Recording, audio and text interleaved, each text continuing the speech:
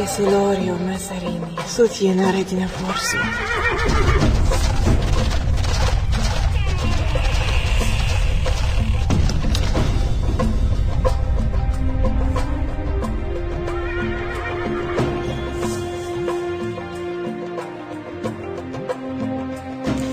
Bonsoir et bienvenue dans les Aventuriers de l'étrange. Ce soir, nous allons aborder un des phénomènes les plus passionnants de la parapsychologie, les expériences de mort imminente. Certains d'entre nous ont vécu une expérience qui les a transformés pour toujours. Ils sont morts pendant quelques instants, ils sont revenus à la vie durant ces quelques instants. Ils ont fait un voyage vers un ailleurs tout à fait étonnant. Ils sont sortis de leur corps pour plonger dans un tunnel qui les a menés vers une lumière éclatante mais qui n'éblouit pas. Certains d'entre eux décrivent un bain d'amour infini, d'autres y ont même rencontré des parents décédés, d'autres encore y ont rencontré un être de lumière. Enfin, ils se sont retrouvés face à un choix, partir pour toujours et quitter leur corps ou revenir en arrière et réintégrer celui-ci. Une fois leur corps retrouvé, ils ne sont plus les mêmes, les valeurs changent, leur vision de la vie et de leur rapport aux autres aussi, et surtout, la mort ne leur fait plus peur. Pour découvrir et essayer de comprendre ces expériences que certains d'entre nous ont vécues, plusieurs spécialistes seront présents ce soir dans les Aventuriers dans l'étrange. Je commence par celui qui l'a vécu, Jean Morzel. Bonsoir. Bonsoir. Merci d'être avec nous ce soir. C'est toujours un plaisir. Vous avez vécu une expérience de mort imminente que vous allez nous raconter. Vous nous ferez part également des sentiments que vous avez éprouvés et des changements que vous avez sentis en vous, s'il y en a eu. Je suppose qu'il y en a eu pas mal. Ah, ma vie a été totalement transformée. Bien. Vous nous raconterez ça tout à l'heure.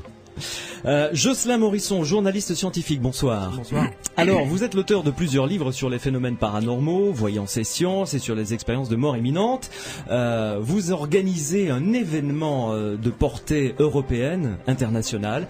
Ce sera dans notre Grand Sud le 17 juin, avec la venue notamment de Raymond Moody. En deux mots, très rapidement, on aura le temps d'en reparler évidemment plus amplement tout à l'heure. Raymond Moody, qui est-ce ? Eh bien, Raymond Moody, c'est celui qui a révélé au grand public l'existence de ces phénomènes avec son best-seller La vie après la vie, Oui. qui a vendu à peu près 20 millions d'exemplaires dans le monde, qui est paru en 1975 aux États-Unis, qui a été traduit en 1977 en France. C'est un Américain, hein ? Absolument. Voilà, et il sera psychiatre et médecin. Et il sera présent pour parler des NDE, comme ils disent aux États-Unis. Voilà. Le docteur Jean-Jacques Charbonnier, que vous connaissez bien sur Sud Radio, bonsoir. Bonsoir. Ravi de vous recevoir. Vous êtes anesthésiste réanimateur, docteur en médecine évidemment, et vous venez de publier un livre intitulé L'après-vie aux éditions CLC. L'après-vie existe. L'après-vie existe. L'intégralité du. Voilà, oui, tout à fait. C'est moi qui l'avais amputé. Encore mille excuses. L'après-vie existe. Vous nous ferez part de votre vécu, et puis en tant qu'anesthésiste, en tant que docteur, évidemment, vous avez côtoyé énormément de gens qui se sont retrouvés dans ce domaine tout à fait étrange, dans cette, je dirais, dans cette passerelle entre la vie et la mort, et qui sont venus et qui vous ont fait part de leur expérience.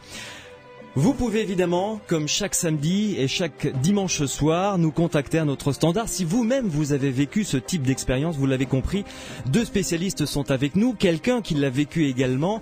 Vous vous posez des questions si vous avez vécu ce type de phénomène, évidemment, ils sont là pour y répondre, pour vous éclairer si j'ose dire. Donc soit poser des questions à nos invités ou à notre témoin, soit nous faire part d'une expérience de mort imminente que vous avez vécue. Cyril vous attend à notre standard, 0826 300 300, bienvenue dans les Aventuriers de l'étrange.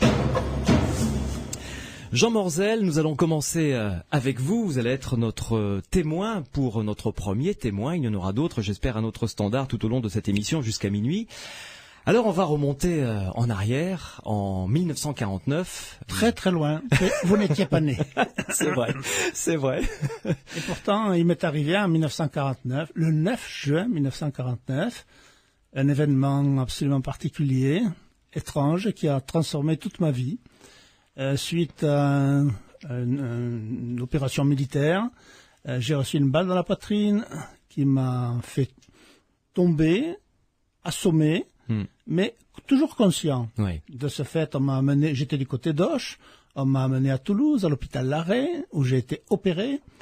Et disons qu'à ce moment-là, on m'a mis un masque sur la figure, avec un mélange d'éther et de chloroforme. Et je suis tombé dans un trou noir, très profond. Je suis tombé. Vous vous êtes endormi. Oui, ça a été instantané. C'était le noir. Plouf, Ouais. c'était vraiment le trou noir. Jusque-là, vous étiez conscient, hein J'avais des moments À peu près. d'absence, disons, Oui, parce que oui. je pense que j'avais perdu beaucoup de sang et disons que le trajet, je l'ai vu à moitié depuis avec une ambulance militaire d'Auch à Toulouse. Mais ensuite de quoi, je me suis très bien vu sur la table, rentrer dans l'hôpital avec un Porsche très éclairé parce que c'était la nuit. Ouais. Et ensuite de quoi, je me retrouve encore installé sur la table d'opération et on me met un masque sur la figure, un masque très froid, Ouais. dont je sens encore la fraîcheur sur le visage, et je tombe dans un trou noir. Et je me réveille quelques instants plus, enfin, combien de temps plus tard, je n'en sais rien. Je me réveille en haut de la pièce, de la salle d'opération, en train de regarder une opération qui se déroulait en bas, en dessous de moi. Et C'est-à-dire disons, comme dans un rêve, vous ah, voyez, c'était pas un rêve. comme c'était- si vous étiez une caméra, quoi, Ah, au-dessus. mais j'étais au-dessus. Ce Oui. n'était pas comme si. Oui. J'étais au-dessus. Hein. Je voyais une opération se dérouler en dessous de moi. Et disons que cette opération, si vous voulez, n'était pas la mienne. Ce n'était pas mon corps qui était en train d'être opéré. C'est là où, bien souvent, les gens disent, dans les livres que je lis ou dans les témoignages que j'écoute, on se sent mourir, on se sent, enfin, l'opération a lieu sur son corps. Moi, pas du tout. Il y avait une dissociation totale. Je regardais une opération d'un corps que je ne connaissais pas, sous un drap, on lui faisait je ne sais trop quoi. Et alors, à ce moment-là, surpris que j'étais, mais, comment dirais-je, absolument pas affolé, tranquille, relax. Je regardais tout ça autour de moi, et puis brusquement, je ne bougeais pas, surpris de la position que j'occupais. Et brusquement, je me suis mis à penser, à réfléchir et à vouloir certaines choses. J'ai voulu regarder ce que faisait le chirurgien. Et instantanément, j'ai été projeté tel un zoom instantané, ouf, sur ce que faisait le chirurgien. Je voyais le bistouri, je voyais, etc., la fente qu'il faisait, le travail qu'il faisait. Ensuite de quoi, je me suis dit que, perché comme j'étais dans cette pièce, qu'est-ce que je pouvais faire? J'ai eu envie d'aller en haut, je suis monté. J'ai eu envie d'aller en bas, je suis descendu. Aussi bête que ça. J'allais à droite, j'allais à gauche, et à un moment donné, j'étais près d'un mur, et j'ai voulu aller contre ce mur. Pourquoi? Je ne sais pas. Ou tout au moins pour que je vous le raconte aujourd'hui. Ouais, ouais. Donc je l'ai traversé, ce mur. Mais je l'ai traversé, il n'y avait ni trou ni fente, absolument pas. J'ai traversé la matière. Je me rappelle de cette matière, en même temps que je la traversais, c'était des galets de Garonne, de la brique de Toulouse, des petits micas, vous savez, du béton, enfin, que l'on voit. C'est-à-dire que vous avez vu la matière en la traversant. Tout à fait. Tout à fait, j'ai vu cette matière et je suis sorti à l'extérieur, découvrant un Porsche au loin, par où j'étais passé, parce que j'ai reconnu le Porsche, c'est la seule chose que j'ai reconnue. Et ensuite de quoi, en dessous de moi, il y avait un garage de vélos, avec 3 vélos. Ensuite de quoi, un grand jardin, un immense parc, je me suis promené un petit peu dans ce jardin. Et puis je suis revenu dans la salle d'opération. En retraversant le mur. Dans un endroit différent, un peu plus. D'accord. J'ai réapparu dans la salle d'opération, pas au même endroit où j'étais sorti. Et alors, toujours surpris, étonné, mais je dois dire un mot qui va vous sembler bizarre, j'étais ravi de voir les possibilités que j'avais, c'était fabuleux, c'était merveilleux.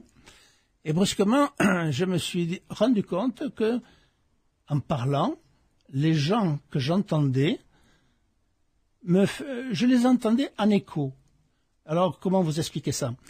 J'entendais les paroles qu'ils allaient prononcer. Autrement dit, j'étais dans leur esprit. Je savais les paroles qu'ils allaient prononcer. Et alors, j'avais aussi d'autres possibilités. Je voyais, par exemple, sous la table d'opération, alors qu'elle était recouverte d'un drap, une plaque. Il marquait Armes et Cycle Saint-Étienne, avec un numéro dont je ne me rappelle plus d'ailleurs. Ouais. Et puis, si vous voulez, suite à cela, toujours relax, toujours décontracté, j'ai évolué dans cette pièce. Brusquement, j'ai senti qu'une infirmière qui était de l'autre côté de la salle d'opération, je la vois encore, s'est sentie mal. Et je me suis senti mal. Vous l'avez senti, son malaise? Ah oui, j'ai senti qu'elle allait tomber dans les pommes. Effectivement, elle est tombée dans les pommes.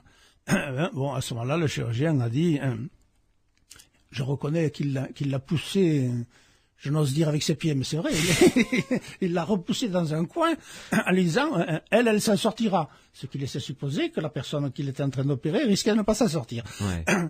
Et puis, je me suis promené dans l'hôpital. Et l'hôpital, à ce moment-là, avait une porte vitrée pour la salle d'opération.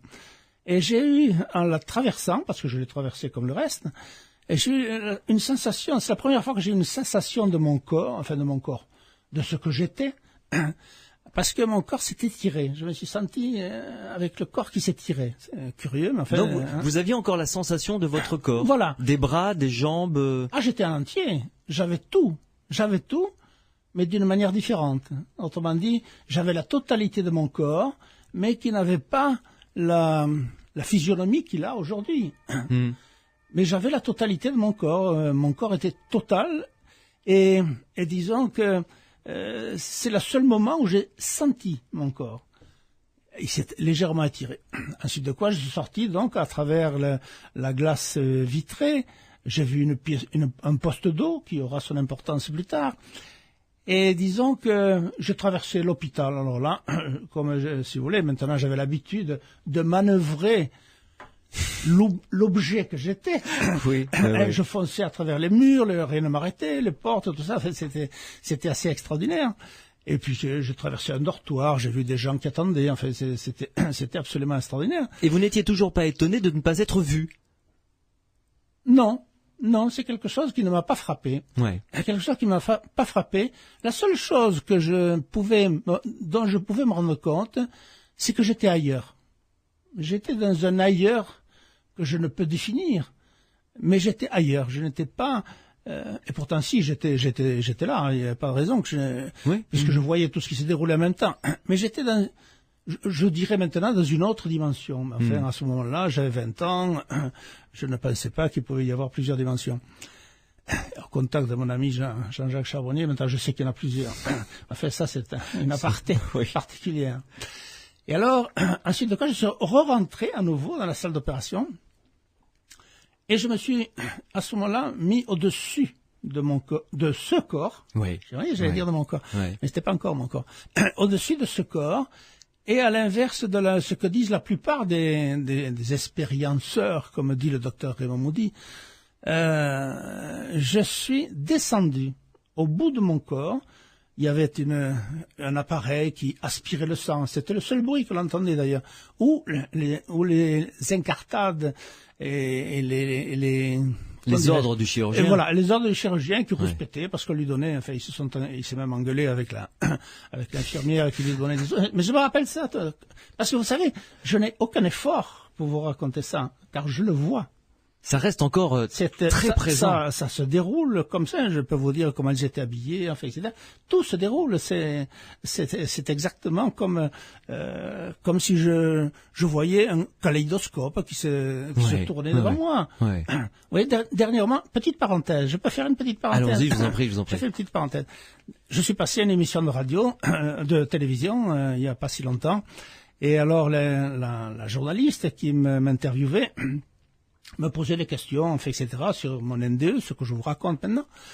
Et alors, elle m'a réinterviewé 8 jours plus tard, et je lui raconte la même histoire.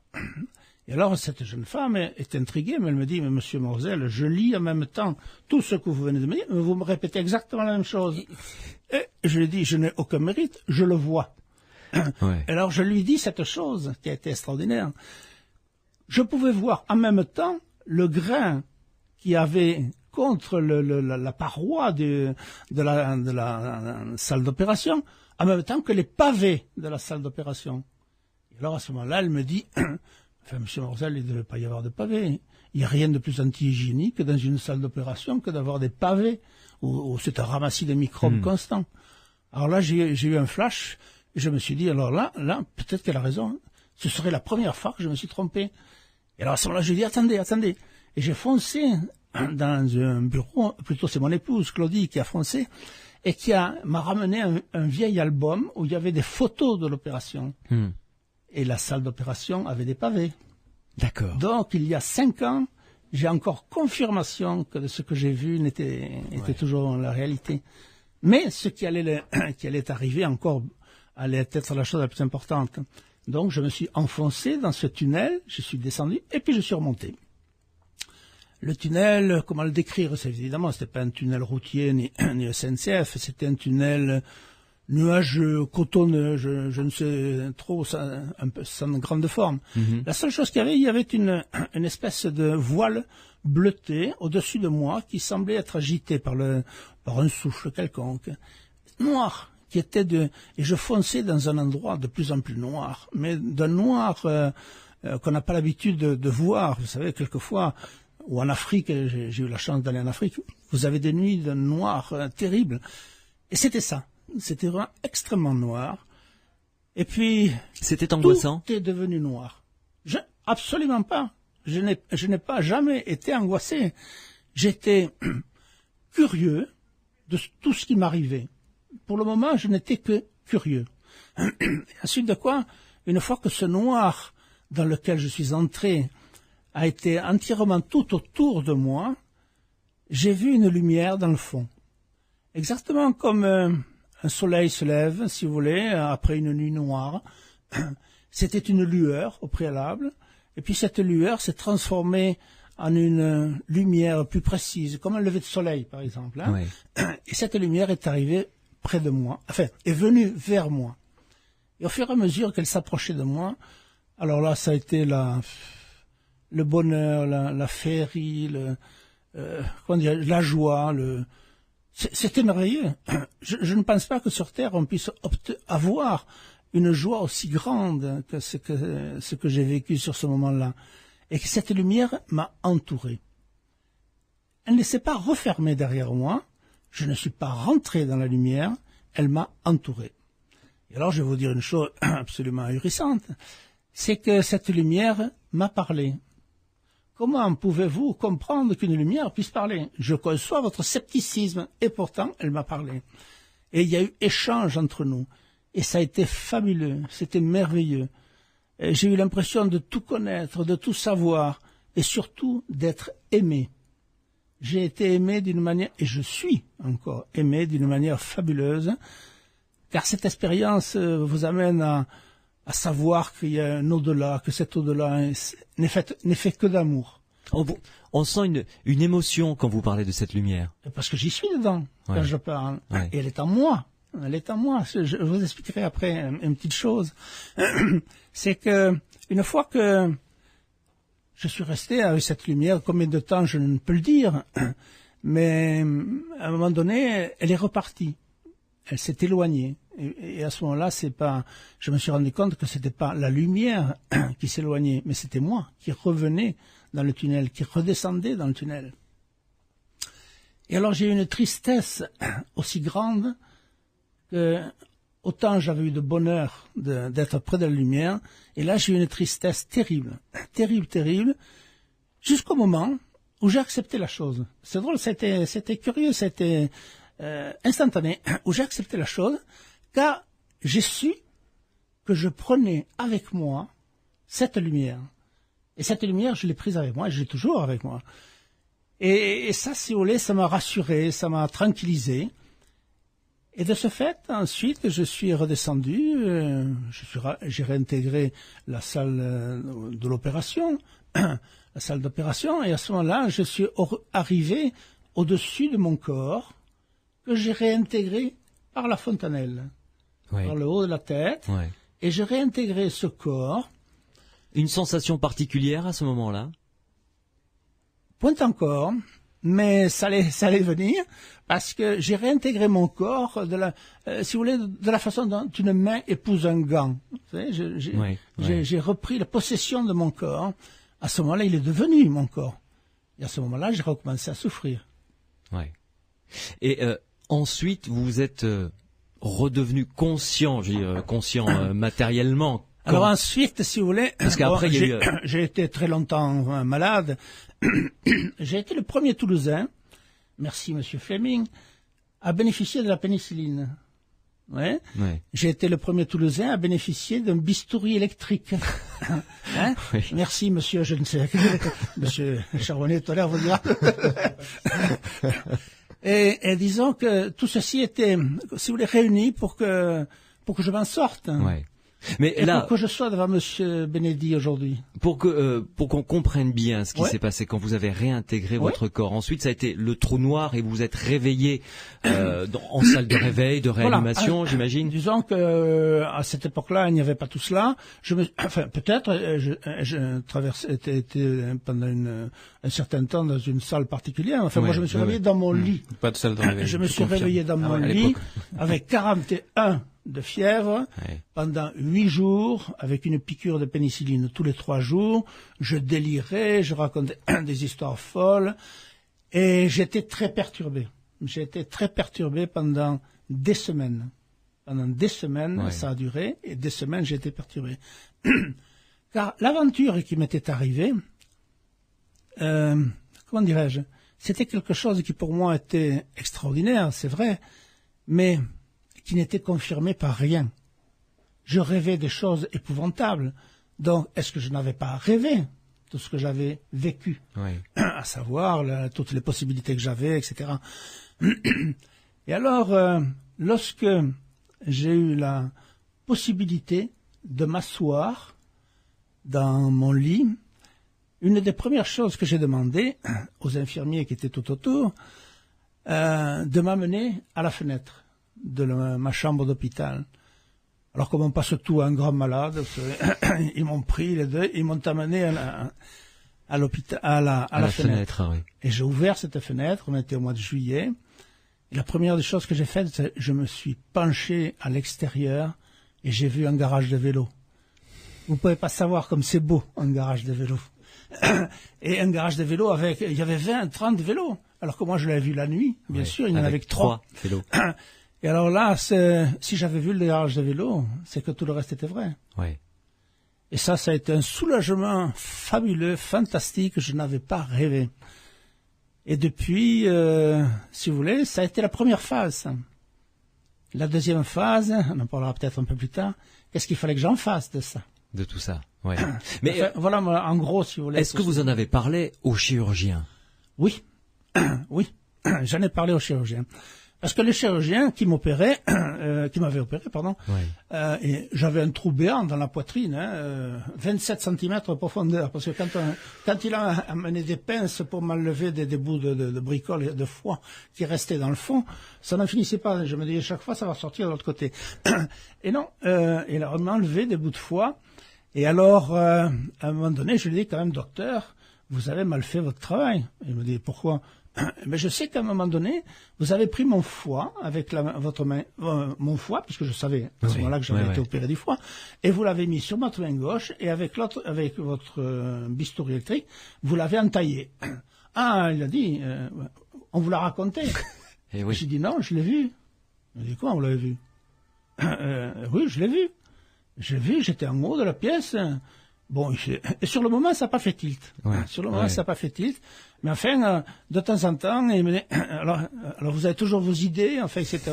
Il se moquait gentiment de moi, mais enfin, c'était pas jusqu'au jour où je lui dis, j'ai d'ailleurs vu une plaque sous la table d'opération. Mais il me dit, j'ai pas de plaque sur la table d'opération. Qu'est-ce que c'est que vous racontez? Elle est habillée elle est habillée de tissu, d'un tissu blanc. D'ailleurs, je la vois encore. Et je lui dis, il me dit, tu me racontes des histoires. Et je lui dis, je vous assure, il y a une plaque marquée Armes Cycle Saint-Étienne, une plaque verte d'à peu près 18 cm sur 5 de large, marquée Armes Cycle Saint-Étienne avec un numéro. Oh, alors il a ri, et il a dit, je vais aller voir. Il est allé voir, il a fait enlever tout le truc, et il est revenu, un bon quart d'heure plus tard, blanc comme un linge, en me disant, elle y est. Alors là, à ce moment-là, à ses yeux, brusquement, j'étais devenu un personnage un peu particulier, qui avait vécu quelque chose incompréhensible. Et disons qu'à partir de ce moment-là, on a eu une relation amicale, presque filiale. Hein. C'était un homme qui m'avait rendu la vie, et disons qu'il il était ahuri de ce qu'il avait. Mais si vous voulez, il ne m'a pas, demandé, il ne m'a pas harcelé de questions, absolument pas. La seule chose, c'est que quand plus tard j'allais mieux, et que il m'a demandé de pouvoir marcher, et je lui ai dit, j'aimerais bien aller voir la plaque sur la table d'opération. Alors il m'a pris, m'a soutenu, et tous les deux, un mois ou un mois et demi plus tard, on est allé à la table d'opération. Et il m'a dit, tiens, je vais te montrer. Non, je lui ai dit, moi je vais vous montrer. Elle est là. Et il a soulevé le tissu en sortant la plaque. Ouais. Et elle était juste là. Elle était juste là. Oui. Ça a été fabuleux parce que tout était confirmé, si vous voulez. Mon NDE, j'ai pas rêvé. Ça m'est arrivé. Pourquoi ça m'est arrivé? C'est une autre histoire, comme disait Rudyard Kipling, mais moi, ce qui m'est arrivé là, c'est quelque chose de fabuleux que je n'oublierai jamais, qui se confirme tous les jours. J'ai eu la chance d'être malade, d'être aussi esquinté. Et on verra après, en compagnie de nos invités, ce que vous en avez fait, si ça a changé votre vie. On abordera cette question tout à l'heure, dans quelques instants. Une première pause dans les aventuriers de l'étrange, consacrée aux expériences de mort imminente jusqu'à minuit. Si vous aussi, vous avez vécu ce genre de phénomène et que vous posez des questions de manière tout à fait naturelle, des spécialistes sont avec nous pour vous répondre. Le docteur Charbonnier, qui est docteur en médecine, qui est anesthésiste et réanimateur, qui vient de publier un livre, sans écorcher le titre, L'après-vie existe, au CLC Édition, et Jocelyn Morisson, qui est l'organisateur d'un immense événement concernant les expériences de mort imminente qui vont se dérouler dans le Grand Sud-Ouest et qui est journaliste scientifique. Ils sont là pour répondre à vos questions et notre témoin, évidemment, Jean Morzel, est à votre écoute. 0826 300 300. Tu m'as renversé, Marc Lavoine dans Les Aventuriers de l'étrange ce soir sur Sud Radio. 0826 300 300. Cyril est au standard fidèle au poste pour recueillir vos témoignages ou vos questions. Évidemment, ça suscite beaucoup de questions et vos témoignages si vous avez vécu une expérience de mort imminente. 0826 300 300.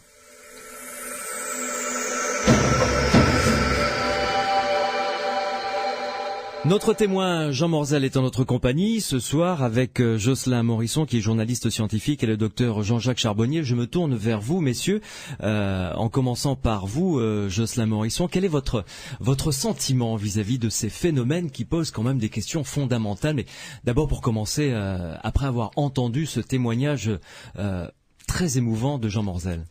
Oui, je connais bien le témoignage de Jean, bien sûr, puisque j'ai eu l'occasion de l'entendre à plusieurs reprises et on a travaillé ensemble sur ce livre, le témoignage d'éternité.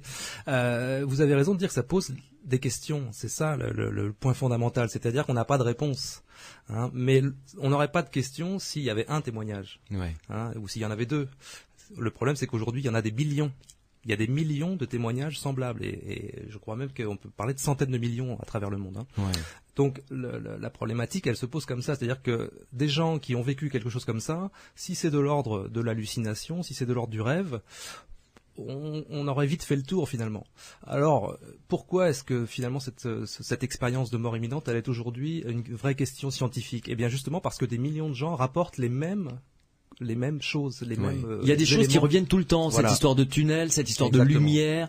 Ça, c'est une tendance qui revient, que l'on soit inuit, que l'on soit africain, que l'on soit quelle que soit la culture, quelle que soit l'éducation, la religion, quel que soit l'âge, on rapporte les mêmes constantes. Alors évidemment, il y a des différences culturelles. Il y a une part aussi de projection, ça il faut le dire. Il y a une part de projection peut-être de l'inconscient, mais l'inconscient, on ne sait pas ce que c'est de toute façon. Donc là, ça ne fait que déplacer le problème. Mais ce qui est sûr, c'est qu'il y a des caractéristiques communes. Le fait d'avoir le sentiment de sortir de son corps, le fait de traverser un tunnel. Alors Jean, lui, il a une expérience qui s'est arrêtée au seuil de la lumière, en quelque sorte. Bon, c'est déjà extraordinaire parce qu'il a vécu des choses fantastiques, simplement. Il regrette visiblement. Oui, parce qu'il a rencontré bien sûr beaucoup d'autres témoins qui lui ont raconté ce que eux ont vécu après avoir pénétré, après avoir fusionné avec la lumière, et c'est encore plus extraordinaire. Mais en revanche, il y a beaucoup moins de choses qui sont vérifiables. Bien dans sûr. ce domaine-là, dans Ouais. la partie, disons, transcendantale, entre guillemets, de l'expérience. Mais simplement pour la partie hors du corps, bon, déjà, on a déjà de quoi travailler pour des scientifiques. Alors, ce qui est extraordinaire, c'est ça, la première chose aussi qui pose problème aux scientifiques, c'est que le sentiment de réalité dans cette expérience-là, les gens vont vous dire qu'il est plus fort qu'à l'état de veille. Il est plus fort, alors non seulement il est plus fort que dans un rêve ou que dans une hallucination, mais a fortiori, mais il est plus fort qu'à l'état de veille ordinaire. C'est-à-dire que pendant cette expérience, une acuité extraordinaire. Les gens se disent c'est plus réel que la réalité. Vous voyez. Donc on peut pas simplement dire qu'on peut pas balayer ça d'un revers de manche en disant c'est un rêve ou une hallucination. Et on sait très bien que les souvenirs de rêve ou d'hallucination, d'ailleurs, ils s'estompent avec le temps. Or, les souvenirs de NDE, au contraire, ils restent extraordinairement vivaces et très clairs dans l'esprit des témoins. Donc voilà le premier problème. Et ce qui fait que la NDE est aujourd'hui l'expérience de mort imminente, on dit NDE, c'est l'anglais en fait, Near Death Experience, donc expérience proche de la mort. On a traduit par expérience de mort imminente pour essayer d'utiliser des termes français. Ce qui fait que c'est reconnu aujourd'hui par de plus en plus de scientifiques, c'est que les gens sont réellement transformés en profondeur psychologiquement. C'est ça qui a d'abord attiré l'attention des chercheurs, parce qu'on n'a pas tellement d'autres matériaux sur quoi travailler, parce qu'on peut pas, il n'y avait pas un huissier par exemple quand Jean Morzel a dit à son médecin qu'il avait vu une plaque sous la table d'opération et que le médecin est allé vérifier et qu'il a dit oui. Il manquait peut-être pour certains un huissier à ce moment-là qui aurait fait un constat de justice. Vous voyez, on n'a pas ces éléments-là. Mais par contre, le fait que les gens soient transformés profondément psychologiquement et durablement, ça c'est un élément tangible. Et c'est pour ça que les chercheurs ont commencé à s'intéresser à ce phénomène en disant oui, il y a vraiment quelque chose, il y a une expérience psychologique forte derrière ça. Oui, alors justement, je me tourne vers notre scientifique. Vous êtes représentant, docteur Jean-Jacques Charbonnier, si vous le voulez bien, de la médecine. Enfin, vous parlez en votre nom, hein, évidemment, soyons bien d'accord, mais vous côtoyez des chirurgiens, vous côtoyez vos collègues médecins. Quel est leur regard vis-à-vis de ce phénomène dont ils ont forcément entendu parler ? Est-ce qu'ils le considèrent comme quelque chose d'intéressant à étudier ou ils l'éludent ou ils le balayent d'un revers de manche ? C'est un regard tout à fait oblique. Quand je dis oblique, c'est un doux euphémisme. Vous imaginez des médecins qui écoutent le discours de Jean Morzel. Et c'est un discours qui dérange. Parce que on voit bien que la NDE, Near Death Experience ou des expériences de mort imminente, ce n'est pas quelque chose d'explicable par la médecine. On a dit, à un moment donné, ces phénomènes de décorporation, ce sont des hallucinations. Ce sont dus à des phénomènes de récepteurs encéphalinergiques, kétaminergiques, bref, ou ce sont même des mythomanes, ou ce sont des schizophrènes. Pourquoi pas ? Ça peut être des pistes à creuser. Mais non, je ne pense pas. Parce que je vais vous dire très simplement les choses.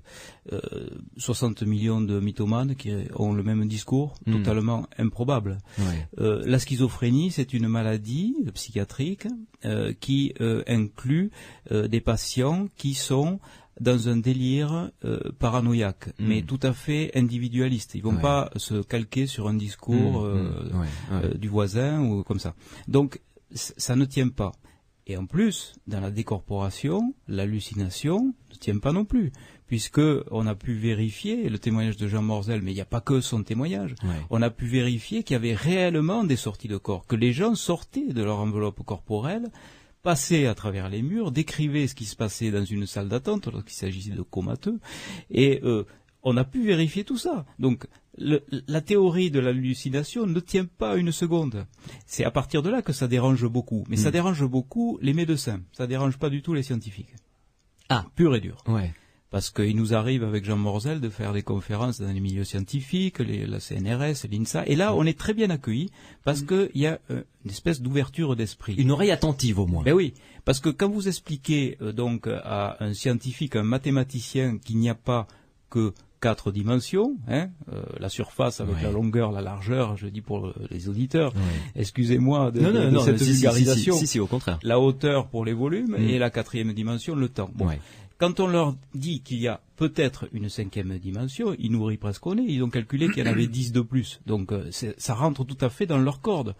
Quand on prend l'exemple de la physique quantique, quand on parle des espaces supralumineux de Dutheil. Dans l'espace supralumineux de Dutheil, eh bien, il y a une vitesse incroyable de 300 000 km par seconde, supérieure à 300 000 km par seconde, qui nous fait donc projeter dans un univers supralumineux dit univers tachyonique. Et dans cet univers tachyonique, il y aurait, mais ça c'est une hypothèse, une disparition du futur, du présent et du passé. Et à partir de là, on retrouve bien le discours des expérienceurs, le néologisme d'expérienceur EUR. De ceux qui l'ont vécu, quoi. De l'expérienceur ER de Raymond Moody, de ceux qui l'ont vécu, puisque quand ils sont dans cet univers-là, ils ont l'impression d'avoir l'omniscience. Et quand il n'y a plus de temps, on comprend tout. Et quand on comprend tout, eh bien, on aime tout. On aime tout d'un amour qui n'a rien à voir avec l'amour terrestre, qui est un amour possessif. Si je résume votre pensée, les médecins sont sceptiques, voire très réservés quand même à l'écoute ou poser le problème sur la table et essayer de l'étudier de manière tout à fait objective, mais les scientifiques, eux, sont tout à fait ouverts. Ils sont ouverts parce que ça concorde à une certaine pensée philosophique ou scientifique et philosophique aussi. Quand on parle de physique quantique, la philosophie et la physique se rejoignent.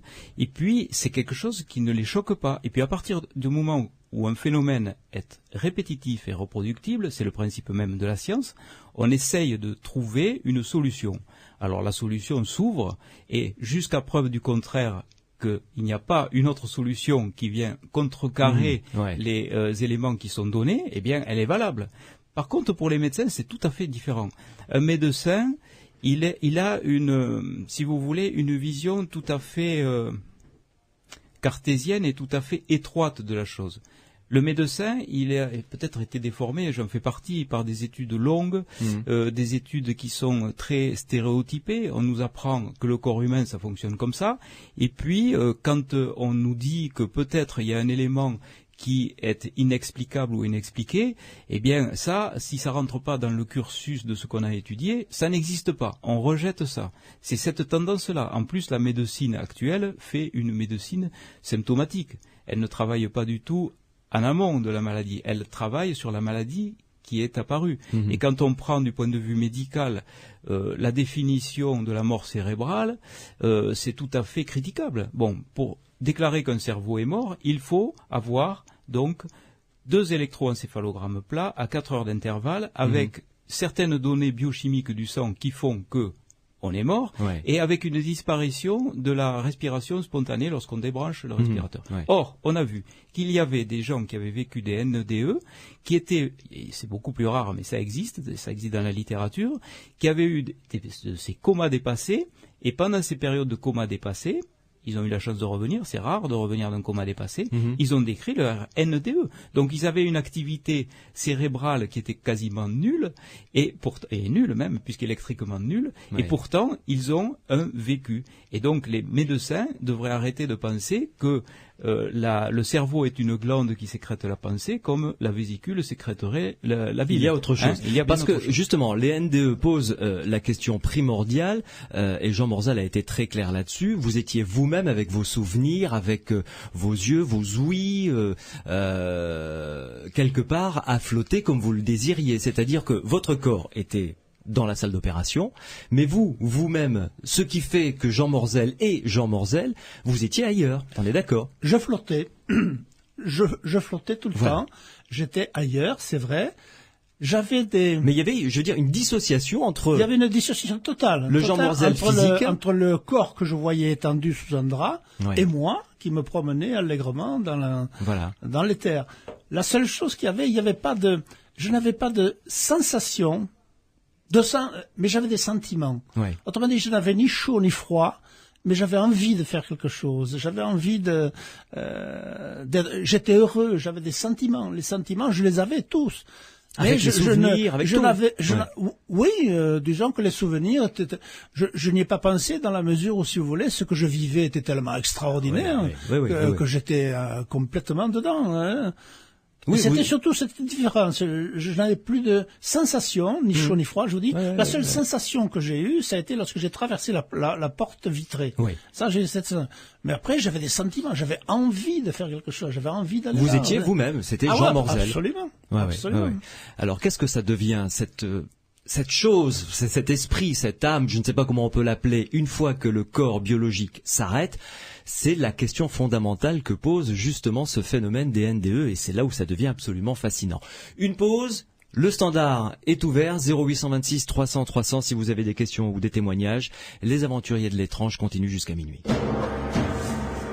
Tina Arena dans Les Aventuriers de l'étrange. Nous sommes ensemble jusqu'à minuit pour parler des expériences de mort imminente avec notre témoin Jean Morzel qui nous a fait la gentillesse de venir jusqu'à nous pour nous faire part de son expérience, en compagnie du docteur anesthésiste réanimateur Jean-Jacques Charbonnier et du journaliste scientifique Jocelyn Morisson.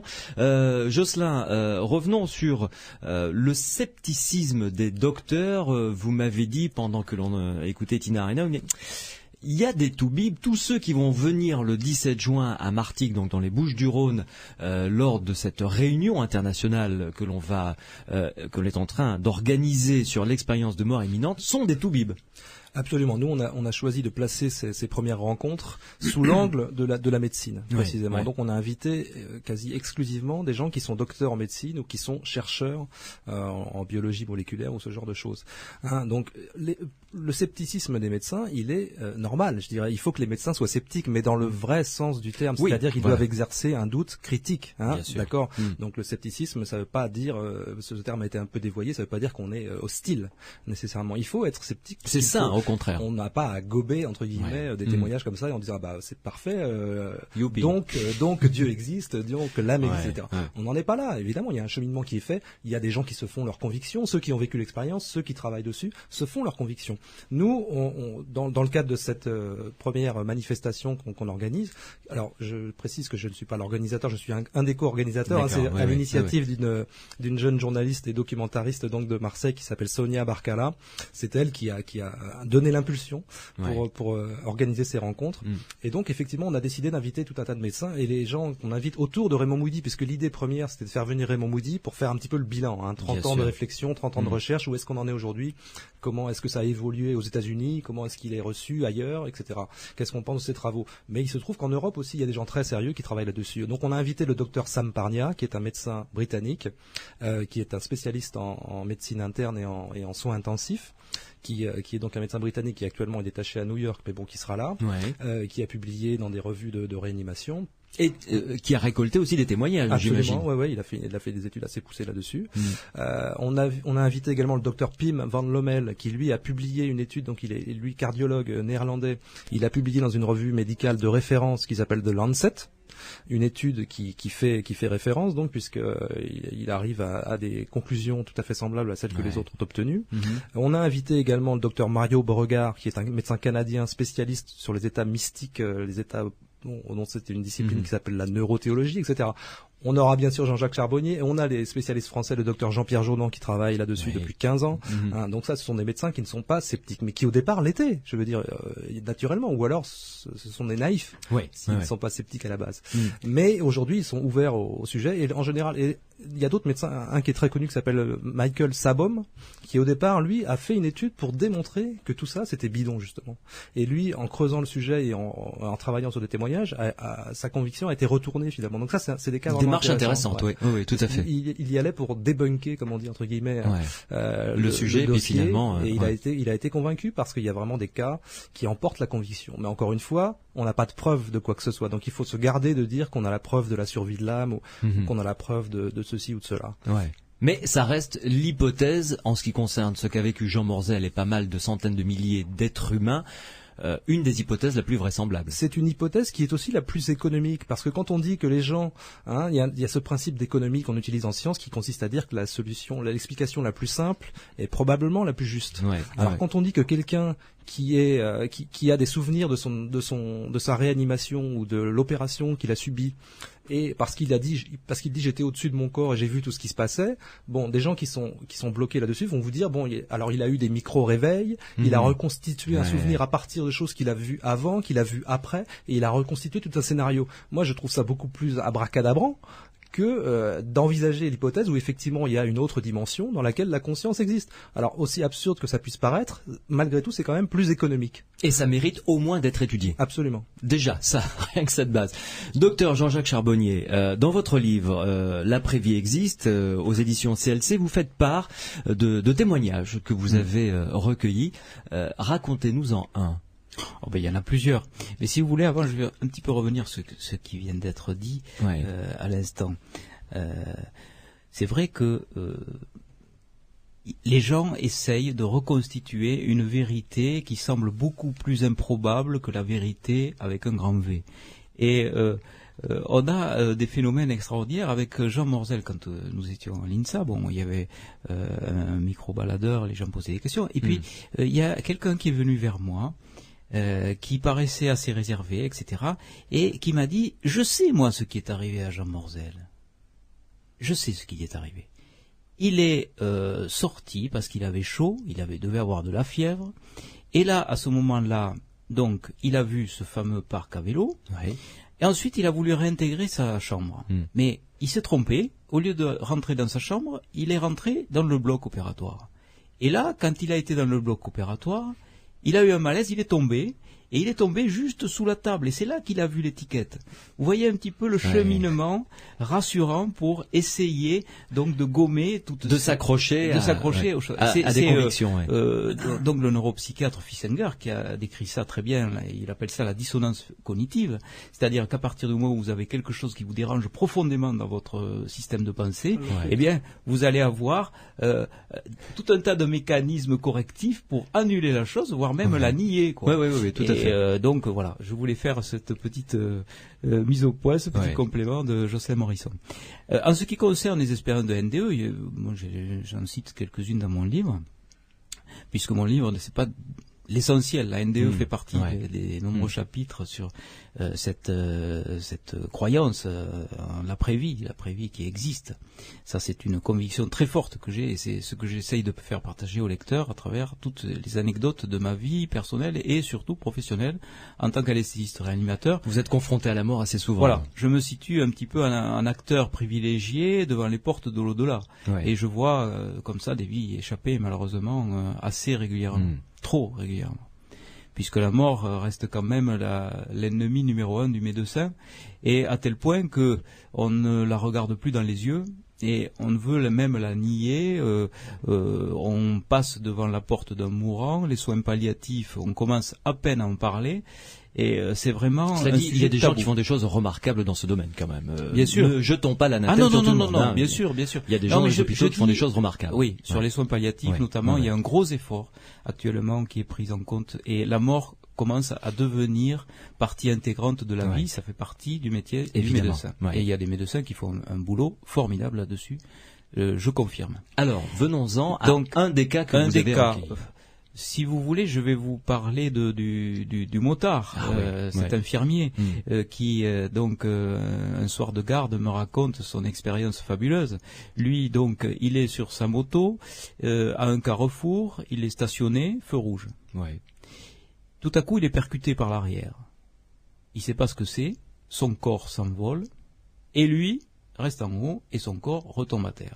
Et lui est en haut. Et il voit son corps par terre. Il voit son corps par terre. Il voit son corps par terre, il voit le chauffard qui l'a percuté, il voit le chauffard descendre de son véhicule, il devine sa pensée. Il dit... Ah, comme Jean Morzel, c'est-à-dire... il y a ce phénomène télépathique, il dit j'ai tué ce motard. Ça, c'est la pensée du chauffeur qu'il perçoit, lui. Et donc, le chauffard sort, il secoue son corps, il voit qu'il est mort, enfin il croit qu'il est mort, et grand civisme de l'automobiliste, il remonte dans sa Ford Fiesta rouge, détail important, et il repart. Non-assistance à personne en danger, joli. Voilà. Donc 2 mois après, l'infirmier en question se réveille de son coma. Ah, parce que coma pendant 2 mois quand même. Oui. Gros traumatisme, coma. Et donc lui a vu toute cette scène depuis en haut. Depuis en haut, il a vu. Il a vu son corps, il a vu... Voilà, il raconte ça très très bien. Et donc il voit ça et il se remémore 2 mois après, à la sortie de son coma, il dit voilà, c'est le conducteur du véhicule Ford Fiesta rouge, numéro d'immatriculation. Il a eu le temps de relever. Oui. Alors qu'il était en hauteur. Oui, mais vous voyez dans toutes les dimensions. Vous pouvez voir dessous, comme Jean Morzel qui se déplace dans tout l'espace. Oui. Donc il voit là où il veut voir. Et il a eu la présence d'esprit de relever les numéros d'immatriculation. Donc le chauffard en question a été interpellé, homicide involontaire, délit de fuite, etc. Grâce à ça, il n'a jamais cru, il n'a jamais voulu croire que c'était lui qui avait relevé tous ces détails. Il pensait qu'il l'avait tué. Et par contre, il l'a pas nié. Quand les gens sont venus le chercher, c'était effectivement bien lui. C'était bien lui. Donc ça, c'est une expérience fabuleuse. Et j'ajoute qu'il était seul.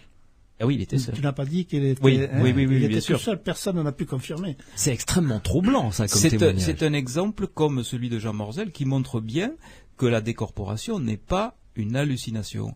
Les OBE, Out Body Experience en anglais, ce ne sont pas des hallucinations, ce sont réellement, alors je ne sais pas comment on pourrait l'appeler, l'entité, le corps éthérique, l'âme, j'en sais rien. La partie intime qui constitue notre être, qui habite donc ce véhicule qui est notre corps, à un moment donné peut aller dans une autre dimension, peut-être dans l'espace supralumineux, l'espace donc de la pensée. La pensée va plus vite que la lumière, hein, donc paraît-il, d'après les physiciens quantiques.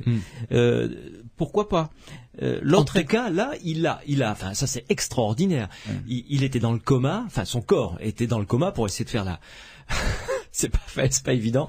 Son corps était dans le coma et lui, donc son esprit a relevé le numéro d'immatriculation et en sortant du coma, il a réussi à faire confondre donc l'homme qui l'avait englouti. C'est Un autre cas ? Alors un autre cas très court aussi, qui est développé dans mon livre, alors vous savez dans les NDE il y a plusieurs phénomènes lorsqu'on approche la lumière. Il y a des expériences de précognition, beaucoup plus rares que la rétrocognition. C'est-à-dire, comme a dit Jean Morzel, ou comme ce qu'a vécu votre témoin, il devinait avant que ça n'arrive la pensée de... Non, ça c'est la télépathie, c'est autre chose. Il y a la télépathie, la clairvoyance, et puis ce qui est très très très fréquent, c'est la rétrocognition. C'est-à-dire que les gens revoient en accéléré les passages importants de leur vie. Ça c'est. Ce n'est pas un mythe alors ? Non, ça c'est décrit dans beaucoup. Alors je ne connais pas exactement les pourcentages, mais c'est assez fréquent. Et par contre, la précognition, c'est-à-dire la capacité de pouvoir deviner ce qui va vous arriver, ça c'est beaucoup plus rare. Et là, j'ai un témoignage intéressant. Donc, je présentais mon premier livre, Coma dépassé, à l'amphithéâtre de médecine, invité très gentiment par le professeur d'anesthésie-réanimation, le professeur Samy, à qui je rends toujours hommage quand je peux. Vous voyez, il est ouvert lui aussi à ce genre de choses. Bon, c'est pas évident de parler de ça dans un amphithéâtre de médecine. J'imagine. Et j'ai eu en retour une lettre, d'un cardiologue, parce que notre intervention, il n'y avait pas que moi, il y avait d'autres sujets médicaux, étaient reliés par télémédecine à d'autres hôpitaux. D'accord. Et un cardiologue m'a écrit. Il me dit, voilà ce qui m'est arrivé, moi, en tant qu'expérienceur. D'accord. Et cardiologue. Et cardiologue, ouais. Donc lui veut rester anonyme, mais bon, je pense que peut-être il va se dévoiler bientôt. Enfin, tout dépend comment on va tourner les choses. C'est son vécu, c'est son histoire. Oui, tout à fait. Donc il est sur un petit bateau pneumatique et il rejoint le bateau de ses amis qui est ancré donc un petit peu au large. Et là, il y a une vague un petit peu plus forte que les autres qui l'entoure et le fait couler. Et il est dans une spirale, il décrit ça très bien, une spirale étincelante, etc. Enfin, il y a des adjectifs assez forts. Il se noie, vous voulez dire ? Oui, il se noie. Il se noie sous les yeux de ses amis qui sont restés sur le pont du bateau. Et heureusement, ses amis, tous médecins, ont su faire, et bons nageurs, ont su faire la réanimation. Lui, il est aspiré dans ce... pas tunnel, mais c'est un tourbillon d'eau étincelant, et au fond, il y a une lumière d'amour avec un visage d'amour, mais véritablement, il le décrit comme ça. Et donc, ses amis font la réanimation sur le pont du bateau, il revient à lui, et il a cette vision de cet amour avec ce visage. Et plus tard, il rencontre une femme, et c'est la femme de sa vie. C'est ce visage. C'est ce visage-là qu'il a retrouvé. Donc ce visage qu'il avait vu dans sa vision de NDE. Ça, c'est aussi une histoire magnifique. Ouais. C'est très poétique. Ouais, ouais. Merci pour cette histoire. Vous restez avec nous les uns et les autres. Les aventuriers de l'étrange continuent jusqu'à minuit avec toujours notre standard. Si vous avez des questions à poser à nos spécialistes, n'hésitez pas. Si vous avez vécu une expérience de mort imminente, 0826 300 300, 0826 300 300 après la pause. Je demanderai à Jean Morzel de nous raconter un petit peu ce qu'il a fait, de ce qu'il a vécu, de tout ça, de ce que lui apporte cette lumière qu'il a toujours avec lui, justement. Sud Radio. En tête à tête, M sur Sud Radio dans les aventuriers de l'étrange jusqu'à minuit. Nous parlons des expériences de mort imminente avec le docteur Jean-Jacques Charbonnier, qui est anesthésiste réanimateur et l'auteur d'un livre paru aux éditions CLC. L'après-vie existe, en compagnie également de Jocelyn Morisson, journaliste scientifique, et puis de Jean Morzel, qui a vécu ce que l'on appelle dans notre jargon une NDE, une expérience de mort imminente. À signaler d'ailleurs, puisqu'on est à CLC Éditions, que Jocelyn et vous, Jean, vous allez publier un livre ensemble qui sortira au mois de septembre, vraisemblablement. Voilà, au mois de septembre. Vous l'avez écrit donc à quatre mains. Ouais. Et le titre, c'est L'envolée vers l'infini. Nous sommes d'accord? L'envolée vers l'infini, oui, ça a été le grand dilemme depuis quelques semaines. On ne savait pas le titre exactement. Et comme disait Jean-Jacques Charbonnier, si présent, que chaque fois qu'il me voyait, il y avait le titre qui changeait. Donc là, vous êtes d'accord sur L'envolée vers l'infini. A priori, ça ne devrait pas bouger. Comme ça, ceux qui nous écoutent peuvent le noter et après, à partir de septembre, pour pouvoir se le procurer. Alors, 0826 300 300, si vous avez des questions à nous poser, n'hésitez pas. Frédéric de Saint-Giron viendra nous rejoindre tout à l'heure pour vous poser, messieurs, une question. Jean Morzel, je me retourne vers vous. Oui. Après avoir vécu ce que vous avez vécu, est-ce que la mort vous fait peur? Pas du tout. Je crains la mort, mais je sais où je vais. Oui. Si vous voulez, c'est le passage que je crains, parce que je ne sais pas comment je vais mourir. Tout le monde va mourir. Tous les 5 que nous sommes dans cette salle, nous allons mourir. C'est notre lot à tous. Mais comment est-ce que je vais mourir? Je ne le sais pas. Peut-être en 5 minutes, peut-être en 6 mois. Attends la fin de l'émission quand même. J'ai 55 minutes. Enfin, pour le moment, je vais bien. Ouais. Pourvu que ça dure. Pourvu que ça dure 55 minutes, au moins, me dit monsieur Louis Vénédy. Oh, même beaucoup plus. Non, mais c'est ça le problème. Et disons que c'est cette nouveauté qui est aussi, comment dirais-je, tous les expérienceurs, puisque c'est le terme, ont la même chose, à savoir que la mort ne fait plus peur. Car nous savons que la mort n'est pas une fin. La vie continue après la mort. Ça, c'est une conviction intime. Absolument, mais c'est certain. Ça, j'en suis absolument affirmatif. La vie continue après notre mort. La mort n'est qu'un passage. Je vais parler d'une émission de télévision que j'ai faite avec Julien Courbet qui a dit, mais alors finalement, la mort c'est un péage. Et je trouve que le terme est joli. Le terme est joli parce qu'on paye pour passer. Hein. Donc on paye suivant notre parcours, on fait etc. S'il est bon, s'il est mauvais, on paye, mais la route continue. Ouais. La vie continue. Et je pense même qu'au-delà de la vie, au-delà de la mort, on va être, comment dirais-je, dans un ailleurs merveilleux. Un ailleurs merveilleux, mais où il va falloir qu'on travaille. On aura quelque chose à faire. On aura un boulot à faire. J'en suis certain. Enfin, moi, c'est mon opinion. Oui, ça, c'est votre conviction toujours. C'est ma conviction depuis mon NDE, mais ça a débouché sur quantité d'autres choses. Bien sûr, la mort n'est pas une fin. Mais ça laisse aussi supposer que l'au-delà existe. Donc ça fait réfléchir. Ouais. Et pourtant, je vais vous dire quelque chose qui peut choquer certains, les religieux n'y sont pour rien. Autrement dit, si vous voulez, je pense que la religiosité, ce sont des dogmes, et les dogmes, ça n'a rien à voir avec l'au-delà dans une certaine mesure. À savoir que, si vous voulez, ça crée des critères qu'il faut suivre, le bien, le mal, tout ça, c'est parfait. La prière aussi, c'est quelque chose de très important, comme on en parle avec Jean-Jacques Charbonnier. Il a un passage sur la prière dans son livre qui est fabuleux. La prière, c'est quelque chose de très important, parce qu'on est toujours en communication avec l'au-delà quand on sait le regarder.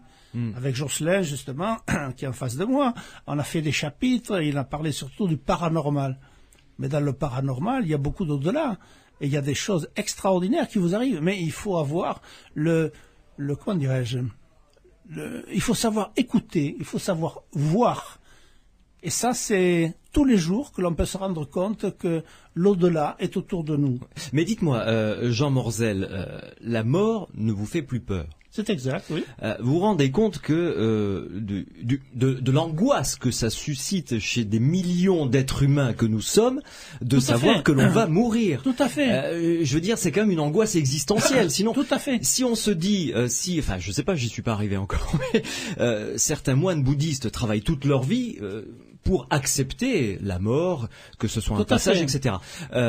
Vous vous rendez compte, enfin, ceux et celles qui nous écoutent, je leur demande de faire, je sais même pas si c'est possible comme expérience, de se dire pendant quelques instants, voilà, la mort ne me fait plus peur, n'existe plus. Oui. Mais on voit la vie de manière radicalement différente. C'est la raison pour laquelle, suite à une NDE, on ne vit plus du tout de la même façon.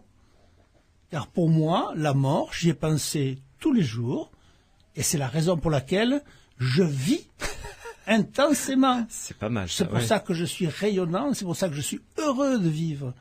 Car je sais que je vais mourir, mais que cette mort où je vais est ma fin de vie. Mais c'est aussi le début d'autre chose. Ouais. Et c'est ce début d'autre chose que j'attends. Voyez-vous, il y a une chose à laquelle j'ai pensé quelquefois. Si on me disait, bon, mais tu vas mourir le 20 décembre. À vous, ça vous affolerait. Ça affolerait tout le monde. Ça me chiffonnerait, j'avouerais. Je ne sais pas si ça me ferait grand chose. Ouais. Parce que je sais que je vais aller vers ce que j'ai vu. Vous l'avez déjà vécu, vous. Voilà, mais non, mais c'est pour ça que je me dis toujours privilégié. Et ouais. Et si pendant 40 ans, je me suis tu pour ne pas en parler, parce que je pensais être le seul à avoir vécu cette chose-là, et si j'en avais parlé à ce moment-là, on m'aurait enfermé dans le premier hôpital psychiatrique venu. Alors que maintenant, au contraire, si j'ai vécu ça, c'est pour que j'en fasse quelque chose. Et ce que j'en fais aujourd'hui, c'est d'être là devant vous, un micro, des milliers ou des dizaines de milliers, des centaines de milliers d'auditeurs, et je leur dis, ne craignez pas la mort. Elle viendra obligatoirement. C'est la seule chose dont on soit sûr en naissant. Ça oui. La seule.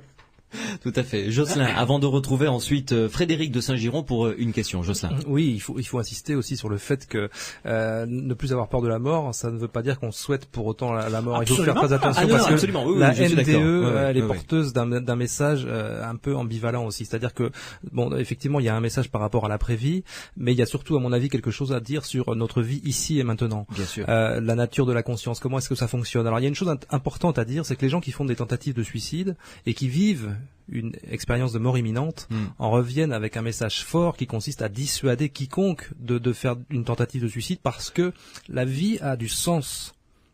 Et les gens qui font une NDE au cours d'une tentative de suicide, en général, reviennent avec une expérience extrêmement riche et jamais ils ne recommencent. Jamais ils ne recommencent à tenter de mettre fin à leur jour. C'était effectivement important. Frédéric de Saint-Giron nous appelle. Bonsoir Frédéric. Bonsoir à tous.